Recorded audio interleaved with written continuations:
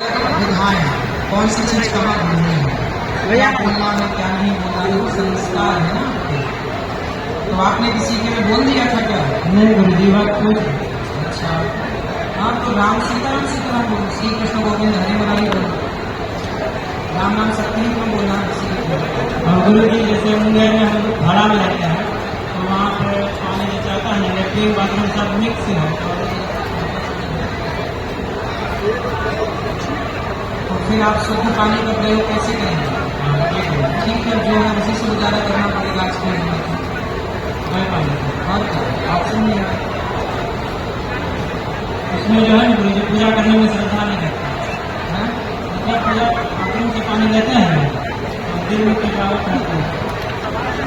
कोई बात नहीं, क्या करोगे? ऑप्शन नहीं है, तुलसी डाल दो शुद्ध हो जाएगा। इसलिए फिर कुएं का पानी पहले शुद्ध था, नल का पानी अब तो नल बची नहीं, अब जो है उसी से गुजारा करना पड़ेगा। नहीं हेलो, तुलसी का पत्ता गुरुजी किस दिन तोड़ेगा किस दिन नहीं तोड़ेगा? संडे को छोड़ सकते हैं। और एकादशी के दिन जैसे गुरुजी एकादशी तोड़ सकते हैं और द्वादशी को संडे को छोड़ दो बस।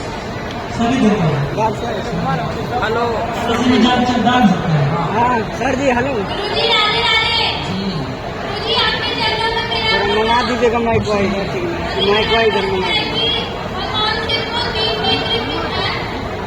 ज्ञान चक्षु में बेटा सबके तीन नेत्र होते हैं, बस हमारे दो खुले हैं, तीसरा बंद है। शिव जी का तीसरा भी खुल है। तो तीन नेत्र तो आपकी सबकी है, बस कोई देख पा रहा है उस तीसरी आंख से, कोई नहीं देख पा रहा है।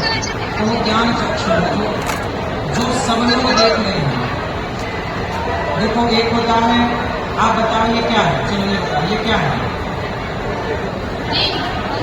अंगूठी है, मतलब आपकी दो आंखें हैं। अब जिसकी तीसरी आंख खुल जाएगी, मतलब थोड़ा विवेकी हो जाएगा, वो कहेगा कि ये दिन नहीं है, ये अंगूठी नहीं है, ये सोना है, गोल्ड है।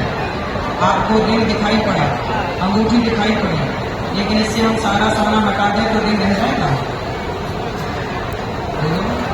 तो जो विशेष बुद्धि वाले लोग होते हैं, जो सब देखते हैं, क्योंकि दो आंखों से सभी देख रहे हैं, और जो विशेष, जैसे तुम्हें माँ तो दिखाई पड़ रही है, ये तो सामान्य दृष्टि है, लेकिन जिससे माँ में भगवान दिखाई पड़ने लग जाए, वो तीसरी आंख खुली हुई है, मतलब उसे भगवान दिखाई पड़े।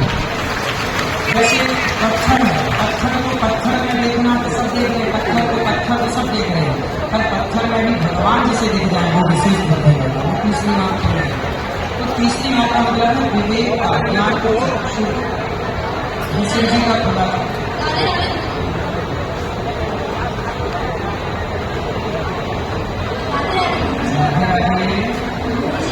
दो प्रश्न।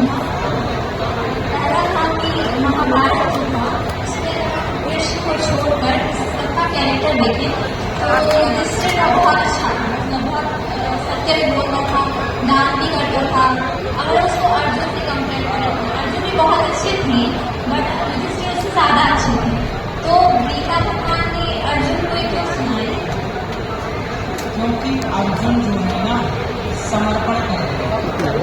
धर्मराज युधिष्ठिर अपने से छोटा मानते थे, ये मेरा छोटा भाई है। और गीता कौन सुनेगा? जो शिष्य बनेगा, क्या बनेगा? भाई ज्ञान किसे मिलेगा? जो छोटा बनेगा। और अर्जुन ने क्या कहा? शिष्य स्तेहम, हे प्रभु मैं आपका शिष्य हूँ, और जो शिष्य बनने को तैयार है उसी को भगवान ज्ञान देते हैं। तो अर्जुन से सुनने को तैयार है। मेरा दूसरा प्रश्न था कि हमारे तीन शरीर होते हैं, तो एक सूक्ष्म शरीर होता है, एक कारण शरीर और एक स्थूल शरीर, है ना? तो हम लोग इस शरीर से जो भी कार्य करते हैं इसका पाप पुण्य हमें लगता है, तो सूक्ष्म शरीर से क्यों नहीं लगता? अगर सपना में कोई गलत किया तो नहीं लगता। सूक्ष्म शरीर केवल आपके जो भी अच्छे बुरे कर्मों में समेटता है, अपने भीतर संयोग के रखता है, वो पाप पुण्य से परे है। पाप पुण्य कौन कराता है? उसमें जो मन है, सूक्ष्म शरीर में जो मन है तो मन ही दोषी है। वैसे एक्चुअली दोष उसी को लगता है सूक्ष्म शरीर को, लेकिन वो व्यवहार जगत में जैसे आपने किसी के साथ सपने में किसी को मारा, प्रत्यक्ष को नहीं मारता, सपने में मारता है, लेकिन दोषी सूक्ष्म शरीर ही होता है। जैसे आपने किसी की चोरी की, तो चोरी कैसे की? पहले मन लगा होगा चोरी का, तो मतलब आपने चोरी की मन के सहयोग से। मन नहीं लगेगा तो चोरी कैसे करेंगे या कोई भी गलत काम कैसे करेंगे? तो मन ही सहयोगी है, और मन बुद्धि चित्त अहंकार अंतःकरण चतुष्टय को ही सूक्ष्म शरीर माना जाता है। एक संकोच था। तो गुरु जी जो भी स्त्री मासिक धर्म होती है, हमें बचपन से सिखाया जाता था हर को कि हमें पूजा में जाना, जैसे भगवान को नहीं खर्च करना। तो गुरु जी मतलब ये जब भगवान कृष्ण ने भी द्रौपदी को खर्च किया, तो उसने ये तो नहीं सोचा कि अपवित्र है मतलब भगवान, और या फिर कोई अगर ये चीज़ ना हो तो इंसान धरती पर आएंगे कैसे, तो ये अपवित्र कैसे है? बेटा द्रौपदी की तो साड़ी खींच रही थी उस समय, इसलिए भगवान ने खर्च किया। आज तो किसी की साड़ी खींच नहीं रही, पहला।